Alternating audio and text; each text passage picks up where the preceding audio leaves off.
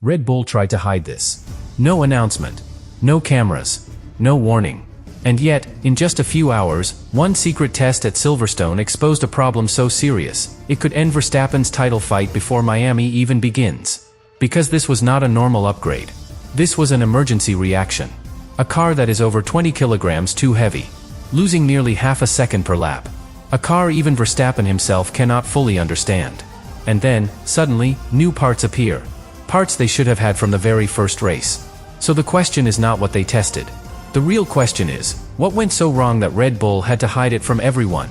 It began in a way that felt almost intentional. Quiet, controlled, almost invisible.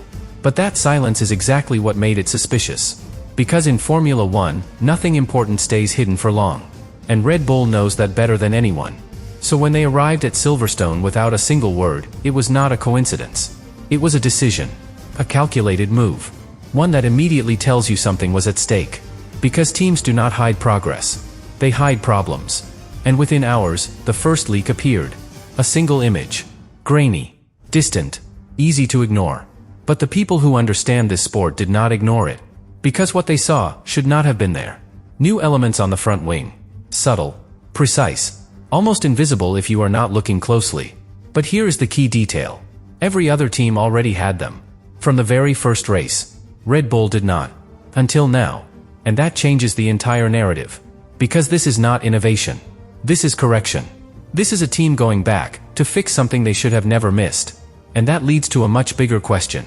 What forced them to run a compromised car in the first place? The answer is uncomfortable. And it explains everything that came after. The RB22 is overweight. Not slightly. Significantly. Around 20 kilograms above the limit. In Formula 1 terms, that is devastating. It is the difference between fighting for pole and fighting just to stay in the top 10. And when a car carries that kind of weight, everything else suffers. Balance shifts. Aerodynamics become unstable. And suddenly, every corner becomes unpredictable. So Red Bull had to make sacrifices. They removed aerodynamic elements. Simplified parts of the car.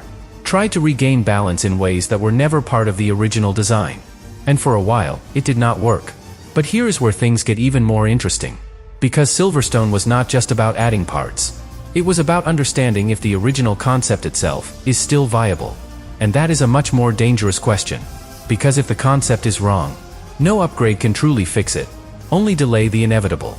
And this is why only Verstappen was in that car. No second driver. No comparison. No distractions.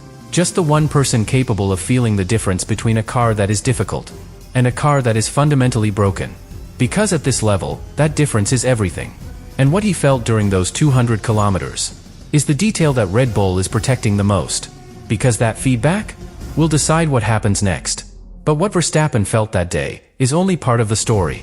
Because there is something even more important than driver feedback. Something teams trust more than instinct. Data. And here is where the situation becomes even more uncomfortable for Red Bull.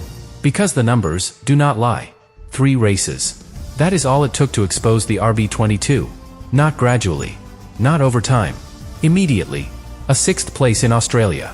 A retirement in China. An 8th place in Japan. 16 points in total. For most teams, that might be acceptable. For Red Bull, it is a crisis. But the real issue is not the results. It is the pattern behind them. Because each race revealed a different weakness. In Australia, the car lacked pace. In China, it did not even finish. In Japan, it survived, but something broke underneath the surface. A cooling issue. A system failure that forced Verstappen to slow down. To protect the engine. And that detail changes everything. Because now the problem is no longer just performance. It is reliability. It is trust.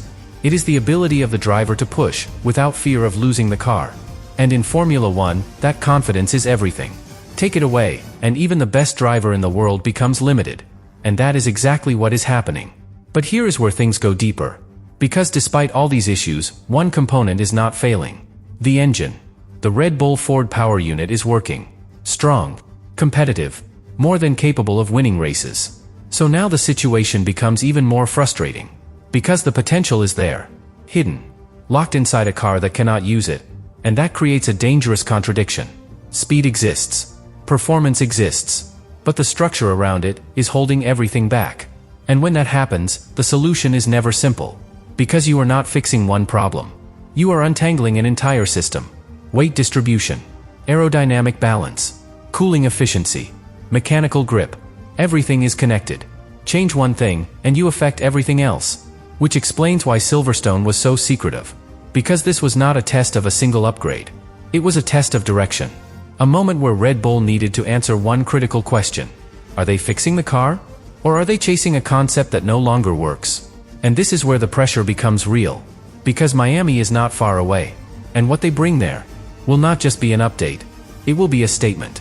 Either the RB22 is back, or the season takes a completely different path. And there is one detail still hidden. One piece of the puzzle that has not been fully revealed yet. Because the most important upgrade was never meant to be seen at Silverstone. Because the part that matters most was never meant to be seen. Not in photos. Not in leaks. Not even during the test itself. It sits underneath the car. Invisible, but decisive. The floor. In modern Formula One, the floor is everything. It controls airflow. It defines stability. It decides whether a car sticks or slides. And for Red Bull, this is where the real battle is happening. Because everything we have talked about so far, the weight, the instability, the unpredictable balance, all of it connects back to this single component. And that is why Silverstone was so important. Not because of what people saw, but because of what they could not see. Because hidden within those 200 kilometers was the first real test of a completely revised aerodynamic philosophy. Not a tweak. Not a small adjustment. A shift in direction. And here is where things become even more critical. Because this new floor is designed to solve multiple problems at once. Reduce sensitivity. Stabilize airflow. Improve how the car reacts mid-corner. Fix the unpredictability that has been haunting them since the first race. But solving multiple problems creates a new risk. Because if it fails, it does not just fail in one area. It fails everywhere. And that is the gamble Red Bull is making right now. All in. On a concept they are not 100% sure about. And this is where Verstappen's role becomes even more important. Because data can tell you what the car is doing. But only the driver can tell you how it feels. Whether it inspires confidence. Or destroys it. Whether you can attack a corner. Or hesitate for a fraction of a second. And at this level, that fraction is everything. That is the difference between fighting for the win. Or disappearing into the midfield. Now think about the timing. 3 days before Silverstone, Verstappen was dealing with one of the most intense weekends of his career. And yet, here he is. Back in the car. Focused. Testing. Pushing. As if nothing happened. That level of mental control is rare. But it also hides something deeper. Because when a driver like Verstappen pushes through conditions like that, it usually means one thing. He knows the situation is serious. More serious than the team is willing to say publicly. And this brings us to the real turning point of this entire story. Because Silverstone was not just about preparing for Miami. It was about deciding what Red Bull becomes next. Do they double down on the current concept, hoping these fixes unlock its potential? Or do they accept that the foundation itself is flawed, and start thinking about a completely different direction? That decision is not made in meetings. It is made on track. In moments like this. In tests that nobody was supposed to see. And now everything leads to Miami. Because what arrives there is not just an upgrade package. It is the answer to everything we have been building toward. And if that answer is wrong, then this is no longer a comeback story. It becomes something much harder to fix. And Miami is where everything stops being theory. Because upgrades can look promising in a private test. They can feel better over a limited run. They can even give the illusion of progress. But a race weekend exposes everything. Every weakness. Every compromise. Every hidden flaw. And Red Bull knows that. Which is why what they bring to Miami is not just an evolution. It is a risk. Because this package is trying to fix multiple structural problems at once. Weight reduction. Aerodynamic balance. Cooling efficiency. All interconnected. All fragile. All dependent on each other working perfectly. And that almost never happens on the first attempt. But here is where the pressure becomes overwhelming. Because the championship is already slipping away. 56 points behind the leader after just 3 races. That is not a small gap. That is a warning. A signal that time is running out. And in Formula One, time is the one thing you cannot recover. Every race you lose compounds the problem. Every mistake becomes more expensive. Every upgrade carries more weight. So Miami is not just another round. It is a checkpoint. A moment where Red Bull either stabilizes the season or loses control of it completely. But there is something even more important than the standings. Something that will decide how aggressive they can be from this point forward. Confidence. Not just in the car. In the direction. In the idea behind the RB22. Because if Miami proves that the concept works, even imperfectly, then everything changes.